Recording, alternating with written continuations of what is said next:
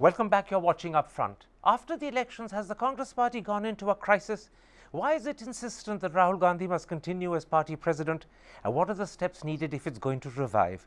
Those are the three key issues I shall put tonight to the party's chief national spokesperson, Rajya Sabha MP and leading Supreme Court lawyer, Abhishek Singhvi. Mr. Singhvi, let's start with the state of Congress after the elections. There's a widespread view that the party's gone into a crisis. Would you agree? I'd be less than candid with you, Karan, to say that I don't agree. I don't agree with your word, crisis, but yes, it's a very serious situation. It's a sad situation. We've not done well. It has led to a huge amount of depression. It is a sort of a crisis, and we need to get out of this thing as fast as possible, and we need to start rebuilding soon. I think that's no point denying this kind of situation. Let me put to you what for most people is the most visible element of this crisis. 3 weeks ago, Rahul Gandhi resigned, and he's insistent that he's not going to come back. On the other hand, your party is equally determined that he must continue as party president. Now reports have it, although they are unconfirmed, that he's actually gone abroad on a holiday. And as a result, what you have at the very top of the party is not leadership, but a vacuum. Look, let me be very candid and upfront, as your program is called as well. I don't think there is anybody in the Congress for a long time who has worked as hard as Rahul Gandhi did for this election. He literally tore the skin off his body to do it. That is not to diminish from what others have done before or currently or future, but he did a lot. It's a different matter. It did not bear success and fruits. Having said that, knowing him as I do, I don't think one of the most obvious qualities about him is he says what he means and he means what he says. So, unless he can be persuaded, he can be pressurized. But normally, his nature is such that if he has said it, he will stick to that stand. So, I think we have another problem here. Personally, I think that he should not leave the party. Personally, I think that he should, and I'm not saying it from any sense of that he's the only one possible. I'm saying this is playing into the hands of the BJP. This is actually the critical moment when he needs to build as a party. As a matter of fact, if he's absolutely obstinate and insistent, which I hope he's not, he should still be there for sufficiently long to guide us out of a transitional period. But I would very much want him to be leader of the opposition. This is the time, well, not leader of the opposition, they don't recognize it formally, but the leader of the single largest party in the Lok Sabha. And this is the time when he has to start building up, and he can do it. You're saying 2-3 very important things, and yes. I'm going to tease them apart and take them one by one. First of all, you're saying personally you believe he should continue as president of the Congress party. I have written that to him. But you've also suggested that if he's absolutely insistent, which I don't agree with, but yes. But then the party must accept and let him go. And the third thing you're saying is in that event, he should be the leader of the opposition in the Lok Sabha. The second thing, it's not a question of the party permitting, let him go. If he's, by definition, if he's absolutely insistent, does not agree after weeks, then we'll have to evolve something. But even then, but that something will be without him as president. Well, that's his insistence. I don't think that's the Congress party. It's certainly not my personal view. It's not the view of most Congressmen. But if he's absolutely insistent, then he has to. He, again I repeat, he and not us. He has to set up the mechanism. He has to be there. There is, after all, a transitional period. Okay. He may not be there for a longer term, but let him be there for a medium term. Let's take these. Between the short term and the medium term. Let's take these one by one. I want to begin with why you firmly believe that he should continue as Congress president. After all, this is a gentleman who has led your party to 2 successive shattering defeats. Look, why do you believe if given a third chance, he can lead you to victory? I agree with you. Like nature, politics does not tolerate a vacuum.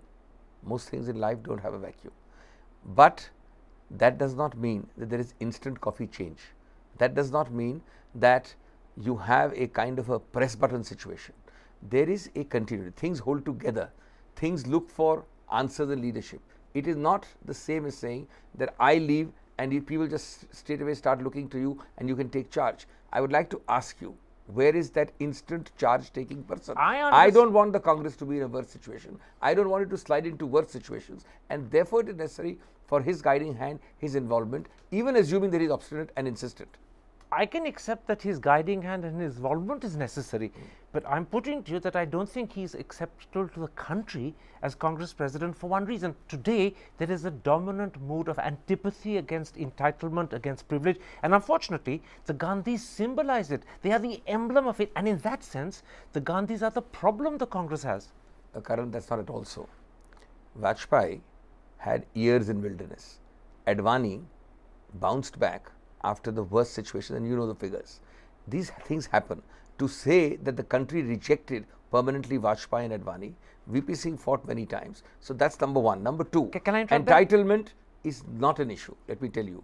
When a person gets elected and re-elected repeatedly by the mandate of the people, there is no mind. This has succeeded this time, so people are talking. Dynasty issue has been raised by the BJP for the last 20 years. With due respect, in his constituency, which he had for 15 years, he didn't get re-elected. He got defeated. Yes. And that is, in fact, what I'm talking about. For the country, there's a point of time that comes when its thoughts crystallize, and they've crystallized against entitlement, against privilege. And sadly, the Gandhis are seen as the very emblem of it. That's why I say the Gandhis are your problem. No. The problem can't be your president. I don't agree with you.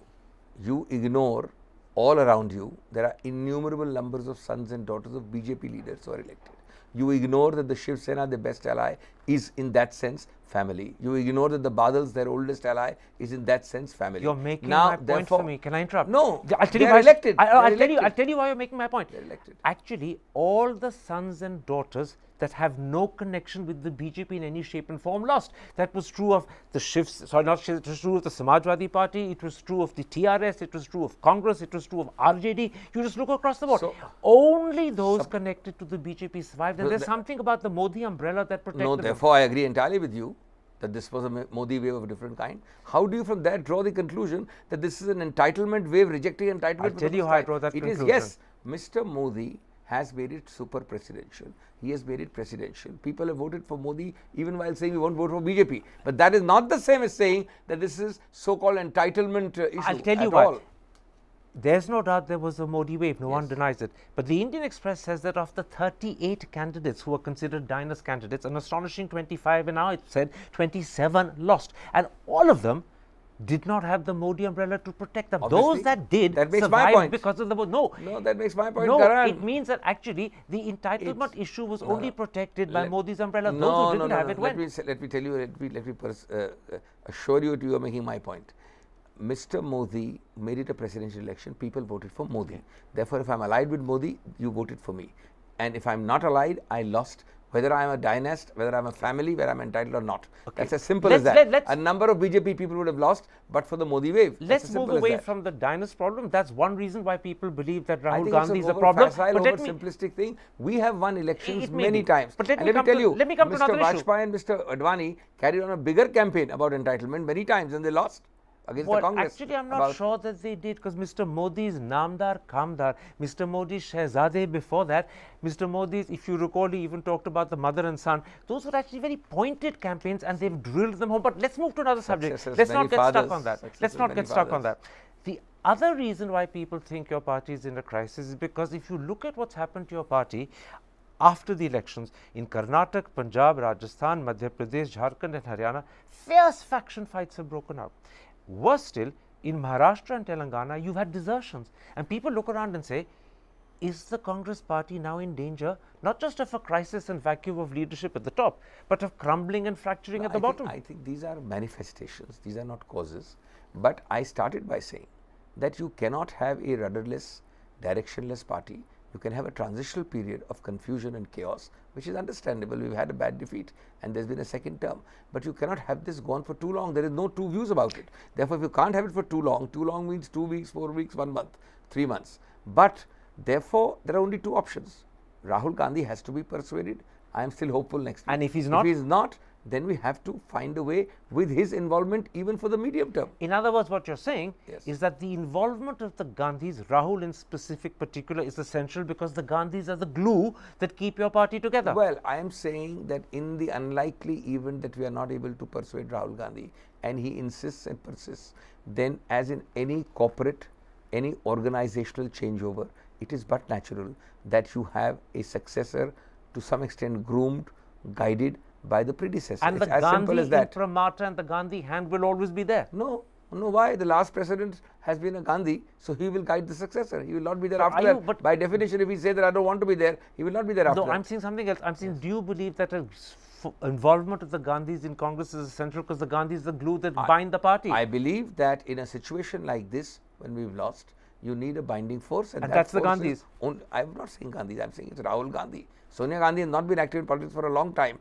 Now, it is he who's been running. So, Rahul is the binding force? Certainly he is. So, then do you see the point we've reached? Yes. Rahul is both the problem and the solution. Why? Is Modi the binding force in the BJP or not? But he's not the problem. Rahul is the problem Why? because he Just emblemizes because Modi has won an entitlement. election. Well, the previous 2 elections we won. I don't think that's fair. I think that's too. But the previous 2 elections were won with Sonia Gandhi as well. And this is what I'm saying. There was a Gandhi there as well. No, but the point I'm making is a slightly conceptual one. I'm saying to you that we're reaching a position in our conversation where we're saying Rahul or the Gandhis, you could phrase it either way, are both the problem because of the entitlement problem and also the solution because they bind. And this is why Congress has a dilemma. I think this is why I you don't have a agree with dilemma. your formulation, but I will put it like this. We have had a negative result under the leadership of Rahul Gandhi. Anybody who's seen the campaign knows that he has put his all into it. Having said that, that I don't call a problem. I think that is true of any leadership situation. I think a leadership has to come out of it and rebuild. That is why we are trying to persuade him. But you are phrasing a question on definition. The definition of it being that he's not agreeing to come back. Then obviously, well, he's he must clearly give not. a He's gone transitional. abroad at the moment. Then obviously, then a transitional period. He must handhold. He must guide. He must get that acceptability and legitimacy for his successor, and then move on. Let me, and I'm very keen to move on, but let me put this to you. People say that the dilemma that the Congress faces is that Rahul or the Gandhis are both the problem and the solution. Without the Gandhis, the party is in danger of falling apart. With the Gandhis, the image may rub up against the problem of entitlement, and the problem is whichever way you turn, you have a problem as a party. And that's why people say, is this an existential problem? No, I don't. I think, we are forgetting that till very recently, we have also had 2 terms. We've not gone gaga about it like this. We also had 2 terms. Did the BJP have an existentialist crisis then when India was not shining? I think you have to see things in perspective. India surprises everyone every 5, 7, 10 years. Now, I agree that a repeat by a full majority BJP government is unprecedented. I entirely concede that. And that is something for which Mr. Modi has to be congratulated. But what about the point I'm making? I'm not so sure it will happen like this. I don't think. What about the point I'm making that conceptually the Gandhis have been more of a solution than the problem.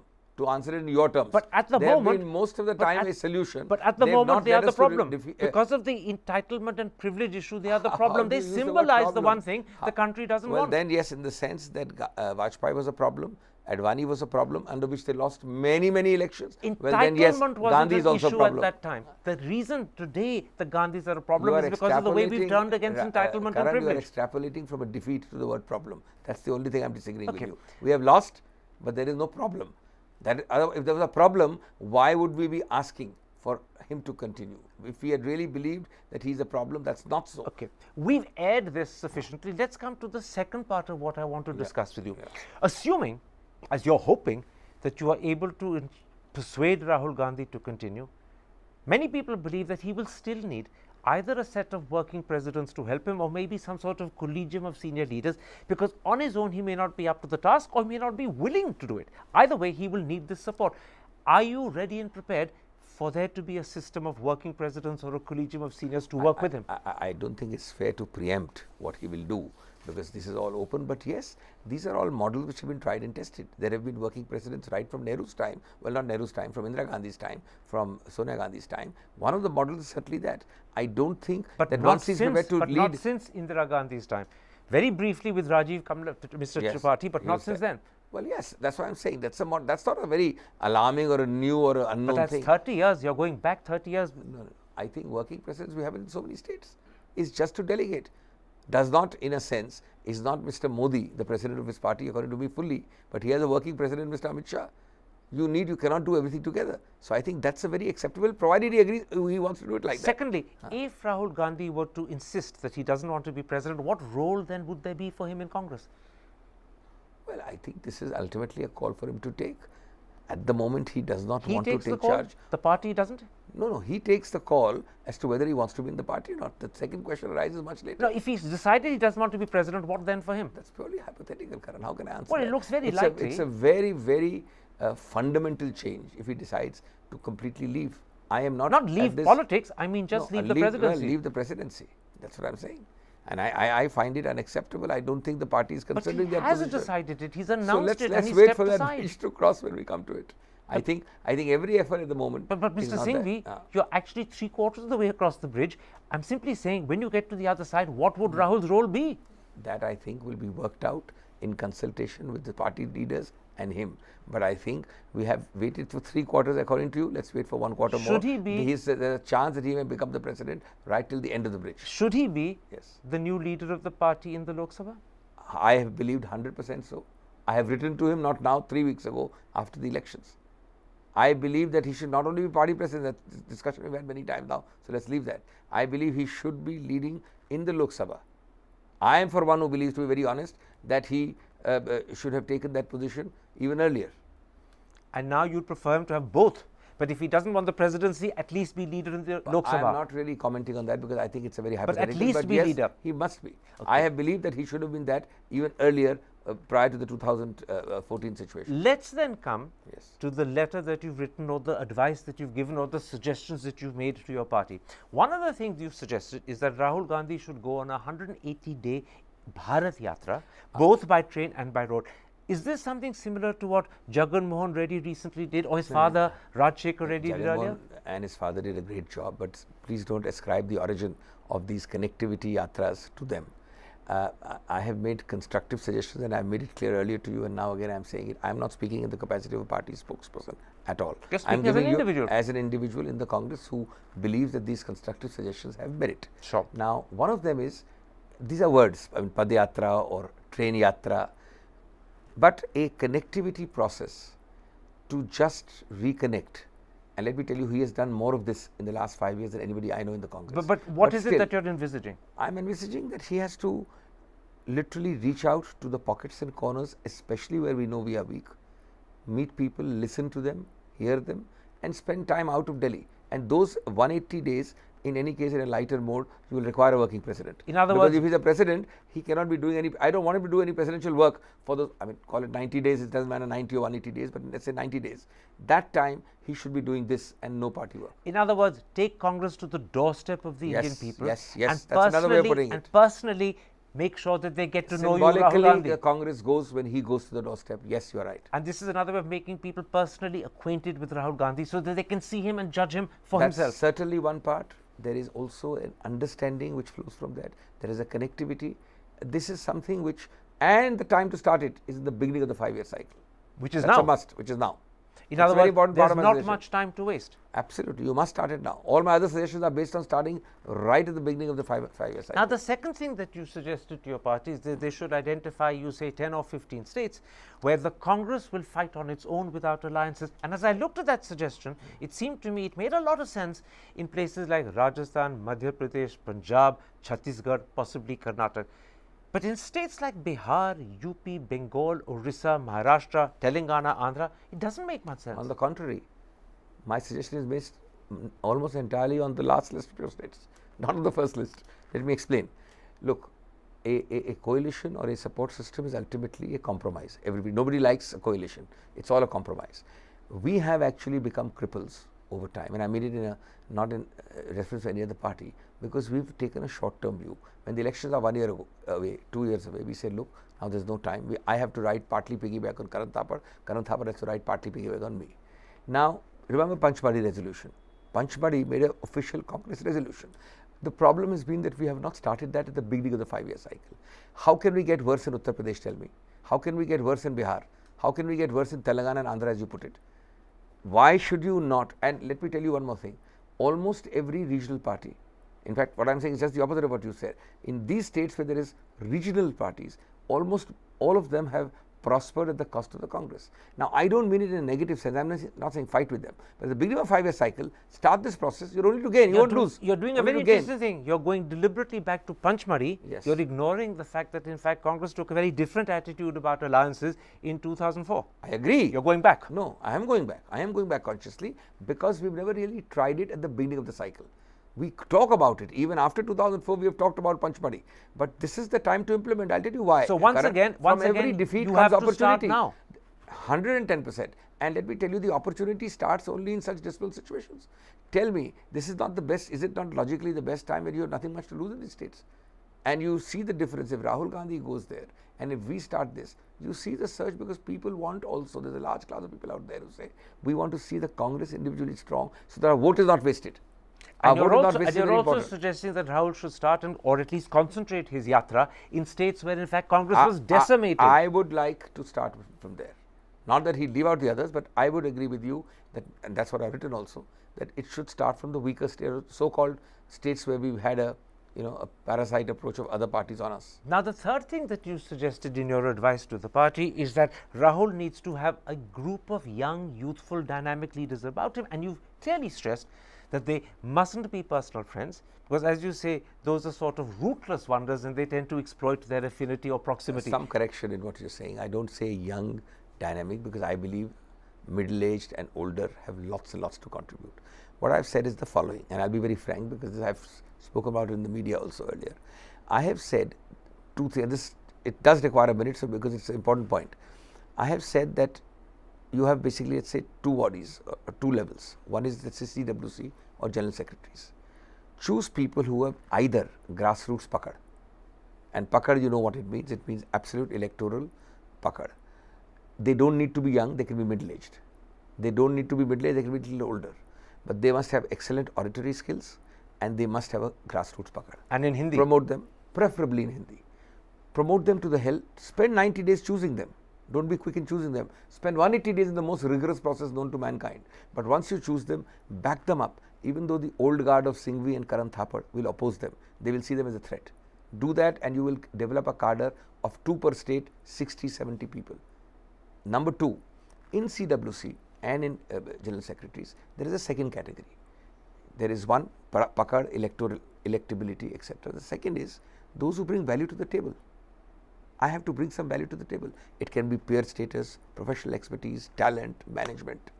But you and I agree, and we don't have to take names, that there are lots of people in all parties, including our party, who may not do that. Now, we have over the years, and so have other parties, made Thapar because he's from Punjab, Singhvi because he's a particular category of a caste, and somebody else from Northeast. You can do that for 25-30% of the composition. But not the Today, rest. India is changing. The balance must be on 2 considerations only, pakad and talent and the value addition to the table. If you apply that test, you need drastic changes in both CWC and general secretaries, and I have no hesitation in saying that. In fact, I'm picking up on the point about CWC because that's another specific suggestion you've made. And if I understand the sort of language you've used, you believe that the large number, or maybe even the majority of the present CWC, are huge deadwood and glorious anonymities. And many would agree with you. But the point you're suggesting is you need a fairly comprehensive recast of the CWC. No, I have not said a majority. That's not my word. But a large number. I have said there are people who are glorious anonymities and there are people who have not brought anything to the table. And they must Now, go. They must go. And I mean nothing personally about them. And it is not an indication that Rahul Gandhi may be a very good friend of theirs, but he doesn't have anything personal about them. It's very simple. You have to bring either of these 2 characteristics to the table. Talent or youth? No, youth, I think you are mistaking. Youth I have not said. Pakad. I said pakad, grassroots pakad. That can be there are lots of middle-aged men out there. Don't use the word youth in the sense that, you know, there are people there who have huge electoral connection at the level and are great orators who may be in their middle age. That's all right. Even older people. What you're suggesting, whether it's the Yatra, whether it's the division of states into 10 or 15 that you can win yourself without alliances and start working now, or whether it's the sort of young people he brings in, or whether it's the attitude to the CWC, on all 4, this amounts to fairly radical change. Radical, I believe it is absolutely necessary. Radical is a mild word as far as I am concerned. It is to be fundamental restructuring, reinvention, recasting. And let me tell you one more thing. Having known Rahul Gandhi to the extent I know, I believe that he thinks like that partly, but he has not always had his way. He's not always had his way. In other words, you're saying things to him that ought to be very receptive to his ears. I think his instinct is for that. I think his thought process is that. But you know how it is. There are people, there are systems, there are structures which don't change every But then you're doing something else as well. You're also saying that if he does stay on, and you hope he stays on, he will this time be strong enough, determined enough to push against those who resisted this earlier. In fact, those are the words you've taken out of my mouth. I am hoping that he is doing this to ensure that he gets a freer hand. I don't think so. I think he's doing it because he's not intending to come back, because his nature is like that. But I just hope and pray that he wants to get a full free hand and comes back. You know, my last question. The number of times you've both accepted that you feel and realize he's not going to come back, and yet you hope and pray he does, suggests that in fact the Congress party, the oldest party in our country, one of the most glorious parties that brought us independence, has a huge dependence on one family and one man. And many Indians say, that's sad. It's a great party. You can Why is it survive sad? without Suppose the Rahul Gandhis. Gandhi says today, you can take it in writing from me, I am not coming back. Just let's take hypothetical. You will have a leader of the Congress within a few weeks. No vacuum ever exists, Karan. But that is not to say Then why that we not must wait accept for a it few now days. and why So go we're on with waiting this for a few charade, days. which is a We are spectacle? waiting for a few days, a few weeks. This is not going to But be. the man's gone this- abroad, they say. He's not even worried about the party. This I don't at all agree with. It's only Mr. Modi who, just because he doesn't have a family or a life other than politics 24/7, and he does have a 24/7 political approach, makes holiday going look like a crime.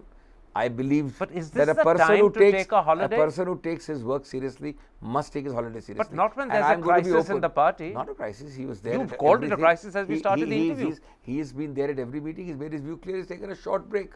It's hardly a few days break. If it is a break, I don't know where he is. Okay. Therefore, if that is nothing to interfere what he's going to decide. I only hope that fundamental restructuring happens under his leadership. Otherwise, there is no vacuum ever in nature or in politics. In fact, you used a wonderful word. I'm going to end by repeating it. It's not just restructuring. You talked about reinvention. I agree. Abhishek Singhvi, a pleasure talking to you. Thank you.